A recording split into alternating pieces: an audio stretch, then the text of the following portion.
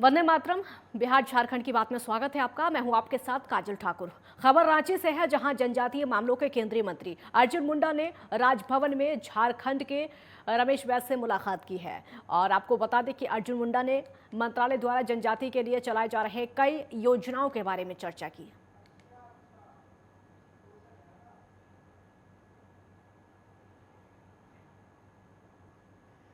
लातेहार के रांची चतरा मार्ग पर एक बाइक अनियंत्रित होकर मोड़ के पाले से जाकर टकरा गई और इस दुर्घटना में बाइक सवार की मौत हो गई। वहीं 2 अन्य घायल हो गए। वहीं घायल के अनुसार सभी दोहरदगा शादी समारोह से लौट रहे थे। सभी घायलों का इलाज चल रहा है।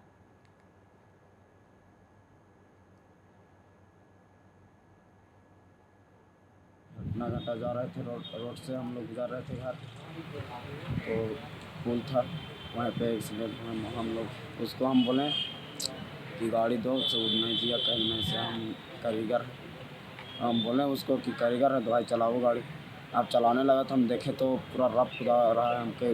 अब देखे आगे पुल, तो हम बोले करे बाबू तू एक्सीलेटर कम कीजिए, नहीं तो सोचा कि हम टायरिंग घुरा देंगे। पूरा रफ था गाड़ी। अब भैया से पुलवा के नहीं रहता पिलरवा खड़ा करल, तो उसमें जाके टायर टकरा गया। रांची में हुई घटना के मद्देनजर हजारीबाग पुलिस ने कई दिशा निर्देश जारी कर दिए हैं। साथ ही साथ कई चौक चौराहों से फ्लैग मार्च भी निकाला और एसपी मनोज रतन ने शहर में धारा 144 लागू करने के निर्देश दिए हैं। बताया जा रहा है कि जिले की सभी संवेदनशील जगहों पर पुलिस बलों की तैनाती की गई है। एसपी ने कहा कि कई जगहों पर पुलिस ड्रेस में सिविल कर्मियों को तैनात किया गया है। सोशल मीडिया पर लगातार नजर रखी जा रही है।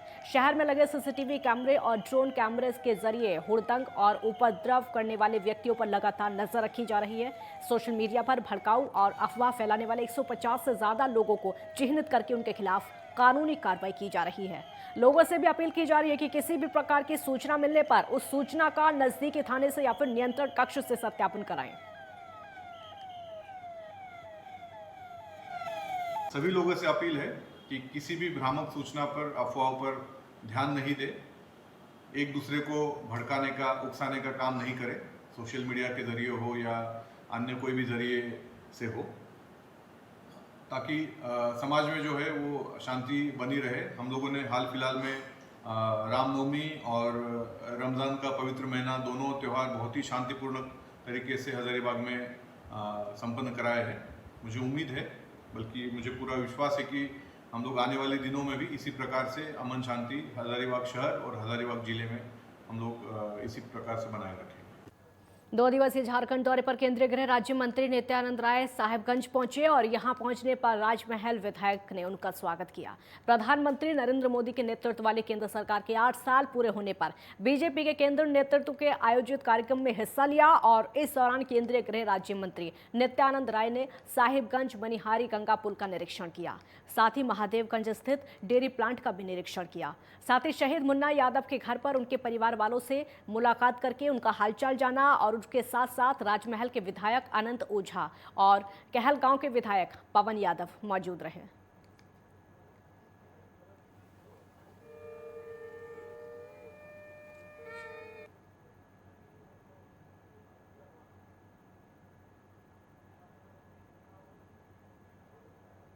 गुमला पॉलिटेक्निक के छात्र छात्राओं ने अपने अंतिम वर्ष के प्रोजेक्ट में एक से एक जन उपयोगी तकनीकी प्रोजेक्ट बनाकर अपनी मिसाल पेश कर दी है। छात्रों के कई ग्रुप्स ने इन प्रोजेक्ट को बनाया है और हर ग्रुप में 10-10 छात्र थे। मैकेनिकल के छात्रों ने अब रॉकर बोगी का डिजाइन और उसके अलावा इलेक्ट्रिकल के छात्रों ने transmission line fault detection and system, automobile छात्रों ने इंटेलिजेंट ब्रेकिंग सिस्टम, सिविल छात्रों ने कंक्रीट में खारे पानी का उपयोग और खनन अभियांत्रिकी के छात्रों ने खाने में ढुलाई प्रणाली का निर्माण किया है। ये सभी प्रोजेक्ट तकनीकी रूप से नए और समाज उपयोगी कार्यों में अनुरूप हैं। आपको बता दें कि संस्थान के निदेशक अभिजीत कुमार और प्राय डॉक्टर शिव नारायण साहू ने छात्रों के तकनीकी कौशल पर संतोष प्रकट किया है और बताया है कि प्रोजेक्ट छात्रों के शिक्षण कार्य का एक अहम हिस्सा है।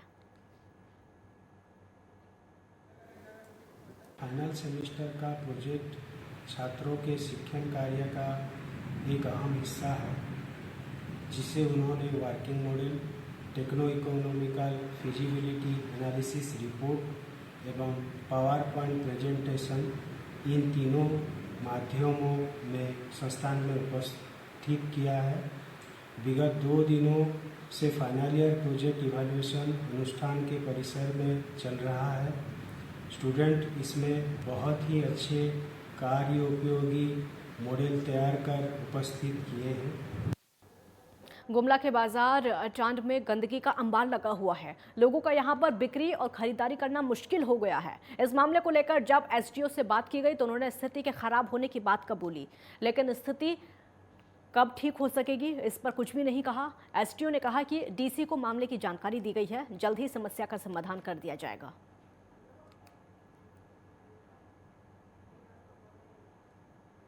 गंदगी है और यहाँ पर किसी चीज़ का मतलब न नगर पालिका और न बाजार समिति किसी चीज़ का सुविधा नहीं दिया है।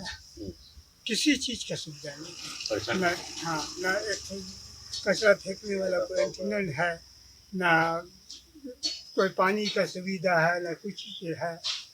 जैसे तैसे रह रहा लोग। हाँ सब जैसे तैसे पेट पाल रहा लोग। बस पेट पाल रहा। जी, गुमला नगर क्षेत्र में जो गुमला बाजार टांड का इलाका है वहाँ पे प्रत्येक मंगलवार और शनिवार को बाजार हाट लगता है। इसमें हज़ारों की संख्या में विक्रेतागण आते हैं और खरीदारी होती है।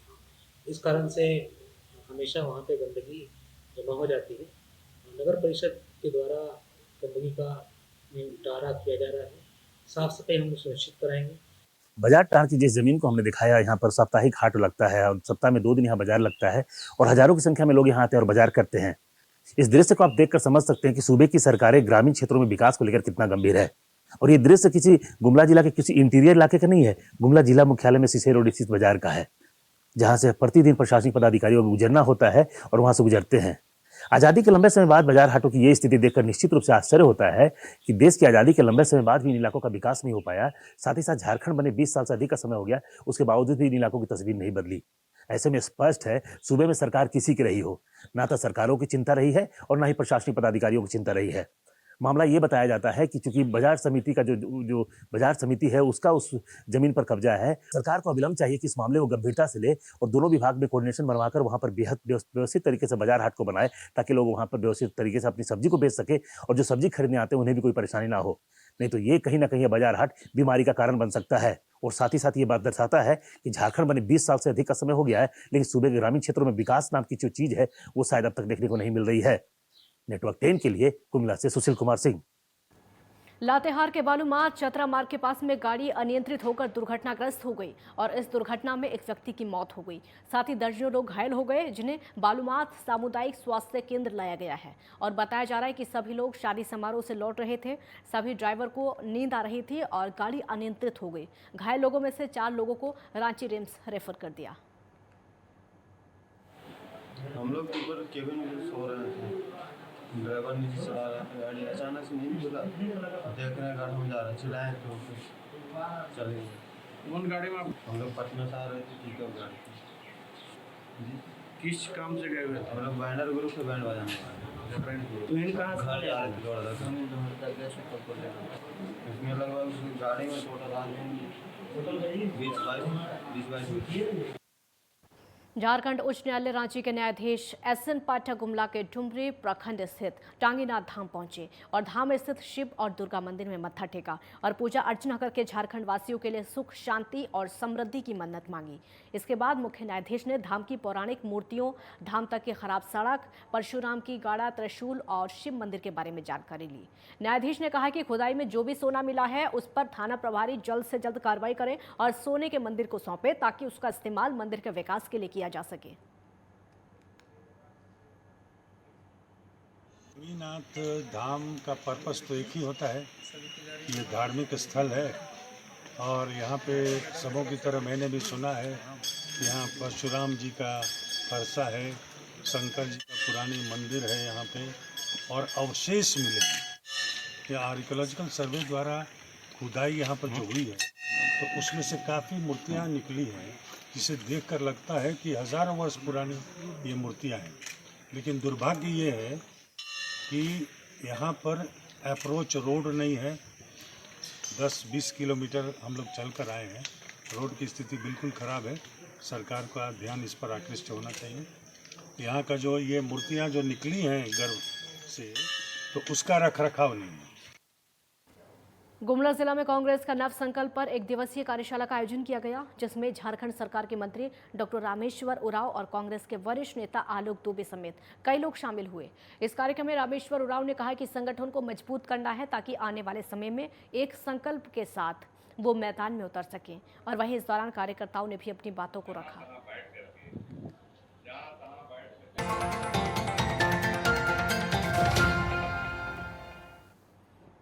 ब्रेक के बाद एक बार फिर स्वागत है आपका। पूर्णिया में तिलक समारोह से वापस लौट रहे 9 लोगों की सड़क हादसे में दर्दनाक मौत हो गई है। दुर्घटना की खबर जैसे ही लोगों तक पहुंची, पूरे जिले में शोक की लहर दौड़ गई। और आपको बता दें कि हादसा पूर्णिया जिले के अनगढ़ थाना क्षेत्र अंतर्गत कंजिया गांव में हुआ है।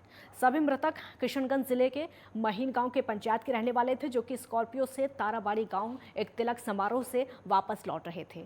लेकिन स्कॉर्पियो अनियंत्रित होकर तालाब में पलट गई, जिससे ड्राइवर समेत 9 लोगों की मौत हो गई, जबकि एक युवक घायल हो गया। सभी मृतकों के शव को किशनगंज सदर अस्पताल पोस्टमार्टम के लिए भेजा गया है, जहां सत्तारूढ़ दल के उप मुख्य सचेतक डॉक्टर दिलीप कुमार जायसवाल और उनके साथ साथ और भी कई अधिकारी मौके पर पहुंचे। उसके बाद शोक जताया गया। हालांकि मृतक के परिजन जो भी हैं, उनको 4-4 लाख रुपए आर्थिक सहायता देने का ऐलान किया गया है।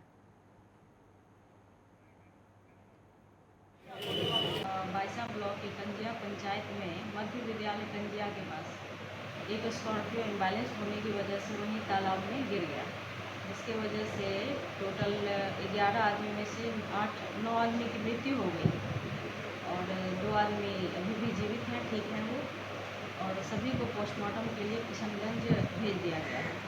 प्राप्त जानकारी के अनुसार ये लोग किशनगंज जिले के ही हैं, महीन गाँव से हैं ये लोग।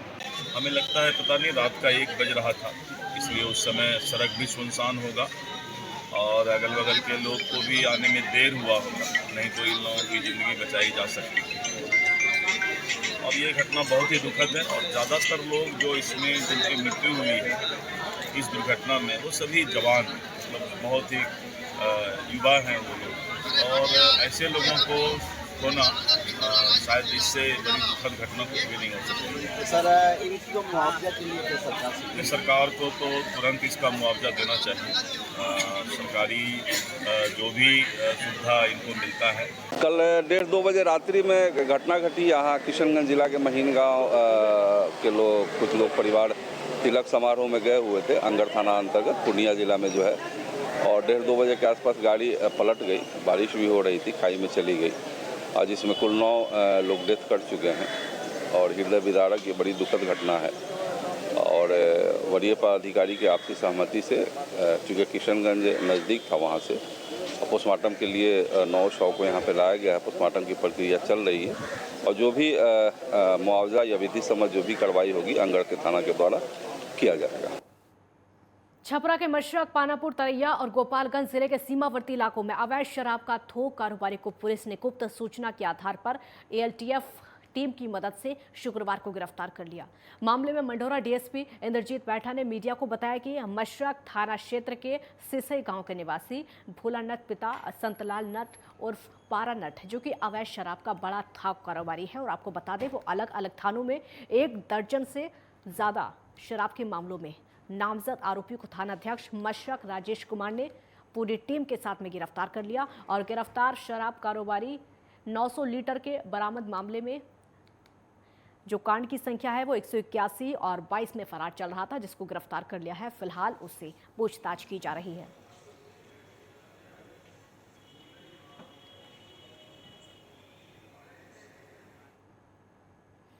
किशनगंज में तेज रफ्तार ट्रक ने एक युवक को रौंद दिया है। हादसे में युवक की मौके पर ही मौत हो गई। और आपको बता दें कि सदर थाना क्षेत्र के कॉलेज रोड पावर हाउस के पास तेज रफ्तार ट्रक की चपेट में आने से नाबालिग की मौत हो गई। घटना के बाद नाराज स्थानीय लोगों ने जमकर हंगामा किया। साथ ही युवक की मौत होने से आक्रोशित लोगों ने ट्रक चालक की जमकर पिटाई कर दी। साथ ही ट्रक में भी तोड़फोड़ की गई। सूचना मिलते ही सदर थानाध्यक्ष अमर प्रसाद सिंह दलबल के साथ मौके पर पहुंचे और इसी दौरान पुलिस ने कड़ी मशक्कत के बाद किसी तरह नाराज लोगों के चंगुल से ट्रक चालक को सुरक्षित बाहर निकाला। फिलहाल पुलिस ने ट्रक चालक को हिरासत में ले लिया है और कार्रवाई में जुट गई है।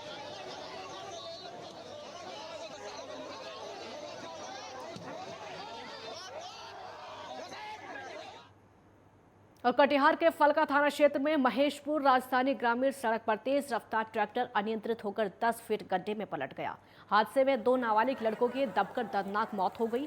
घटना के बाद इलाके में कोहराम मच गया, जिसके बाद ग्रामीण आक्रोशित हो गए और महेशपुर राजधानी सड़क मार्ग पर जाम लगा दिया। साथ ही मृतक के स्वजनों को मुआवजा देने की मांग की गई है। और घटना की जानकारी मिलते ही पुलिस ने घटनास्थल पर पहुंचकर शव को अपने कब्जे में लेकर पोस्टमार्टम के लिए भेज दिया है। फिलहाल पुलिस मामले की जांच में जुटी है।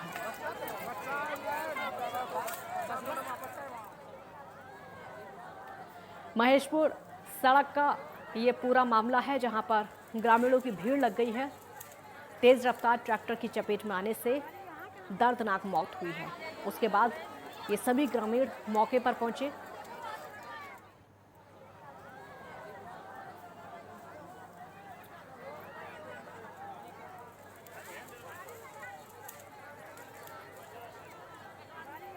चीन ने अपने देश के नागरिकों को एक नया लालच देने जा रहा है और ये लालच उसकी राष्ट्रीय सुरक्षा से जुड़ा हुआ है। दरअसल चीन एक नया प्लान लेकर आया है, जिसमें वो अपने देश के लोगों को किसी भी ऐसी जानकारी के लिए पुरस्कृत करेगा जो उसकी राष्ट्रीय सुरक्षा को मजबूत करेगी। ये रिपोर्ट आप देखिए।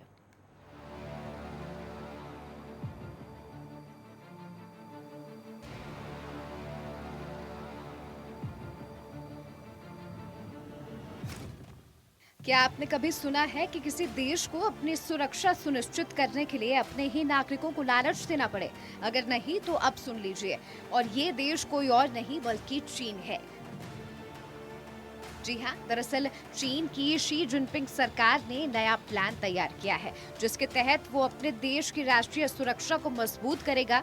इस प्लान के तहत चीन के लोग अगर सरकार को किसी भी तरह के खतरे की जानकारी देते हैं तो सरकार उन्हें नकद इनाम और सर्टिफिकेट देगी। आज तक तो आपने नकद इनाम की बात किसी कारनामे को करने के लिए सुनी होगी, लेकिन अपने ही देश की राष्ट्रीय सुरक्षा के लिए नकद इनाम मिलना आपके लिए नया होगा। चीन की शी जिनपिंग सरकार इसके तहत राष्ट्रीय सुरक्षा के लिए खतरे को रिपोर्ट करने पर नागरिकों को $15,000 का इनाम देगी। अगर चीनी करेंसी में बात करें तो करीब 1 लाख युआन और भारतीय रुपए में करीबन 1,16,653 रुपए। चीन के सरकारी मीडिया ग्लोबल टाइम्स की एक रिपोर्ट के मुताबिक राष्ट्रीय सुरक्षा को खतरे में डालने वाली चीजों की खोज की ओर ले जाने वाली जानकारी या राष्ट्रीय सुरक्षा से जुड़े खतरे के मामले को रोकने या उसे सुलझाने में उसकी भूमिका के आधार पर 11.6 लाख रुपए तक का इनाम दिया जा सकता है। सरकार इस जासूसी के लिए अपने नागरिकों को पैसे का लालच दे रही है। चीन सरकार ने सुरक्षा उल्लंघन की जानकारी के लिए मौद्रिक पुरस्कार की पेशकश की है। सुरक्षा मंत्रालय द्वारा इसी सप्ताह जारी किया गया दिशा निर्देश इसी कड़ी का एक हिस्सा है। रिपोर्ट में यह भी बताया गया है कि संबंधित मामले को रिपोर्ट कराने या उसे सुलझाने पर उन्हें सर्टिफिकेट के तौर पर रिवॉर्ड इन स्पिरिट का पुरस्कार भी दिया जाएगा और इसके अलावा पैसे भी दिए जाएंगे। वहीं इस मामले में चीन के विशेषज्ञों का कहना है कि चीन ने राष्ट्रीय सुरक्षा उल्लंघनों के प्रति सतर्क रहने के लिए अपने नागरिकों को प्रोत्साहित किया है। इसमें बच्चों को भी संभावित खतरों की तलाश में रहना आदि शामिल है। चीन राष्ट्रीय सुरक्षा के नाम पर आम जनता को एकजुट बनाए रखना चाहता है और ये चीनी कम्युनिस्ट पार्टी के लिहाज से अनुकूल है। इसकी एक बड़ी वजह ये भी है कि हाल ही के दिनों में चीनी नागरिकों ने अलग अलग मुद्दों पर चीनी राष्ट्रपति शी जिनपिंग को निशाने पर लिया और कोविड लॉकडाउन का सड़क पर निकलकर विरोध किया है। हालांकि ये सोचने वाली बात है कि किसी देश को अपनी सुरक्षा को मजबूत करने के लिए अपने ही देश के लोगों को लालच देना पड़ रहा है। Desk report, network 10। खबरों में फिलहाल इतना ही। आप देखते रहिए नेटवर्क 10। जय हिंद।